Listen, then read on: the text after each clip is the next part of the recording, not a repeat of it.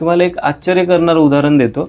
बरेच जण पॅम्पलेट छापतात. तुम्ही कधीतरी पॅम्पलेट वाचले असतील, बघितले असतील, वाटलेही असतील कदाचित. मला एक सांगा, पॅम्पलेटमध्ये इमेज कोणत्या बाजूने असावी आणि टेक्स्ट कोणत्या बाजूने असावा, हे स्ट्रक्चर कशावरनं ठरवायचं? याचंही शास्त्र असतं, हा मला तर पहिल्यांदाच कळायला. याचा काहीतरी नियम असतात. तर इथेच खरी मोठी शोकांतिका आणि अडचण आणि महत्त्वपूर्ण गोष्टी आहेत. काय माहिती का, आपल्याकडे असं होतं की योगेश सरांनी पॅम्पलेट छापलं म्हणून गणेश सर सुद्धा पॅम्पलेट छापतात. बरोबर, ठीक आहे. तर ती कुठेतरी किती चुकीचं आहे मी तुम्हाला सांगतो.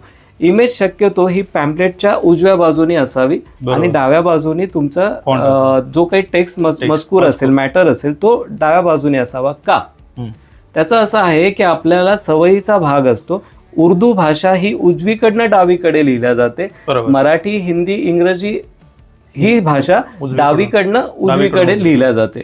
त्यामुळे तुमचं जेव्हा तुम्ही पॅम्पलेट तयार करतात, आता ही छोटी मिस्टेक आहे, पण ह्याचा इम्पॅक्ट एवढा आहे की तुमचं पॅम्पलेट हातात गेल्या गेल्या त्या माणसाला कन्फ्युजन तयार होऊ शकतं का त्या माणसाला सोयीस्कर होऊ शकतं, बरोबर, त्याला मदत होईल का त्याला अडचण होईल, हे त्या छोट्याशा पॅम्पलेटमधनं तुम्हाला लक्षात आलं पाहिजे. काही जण काय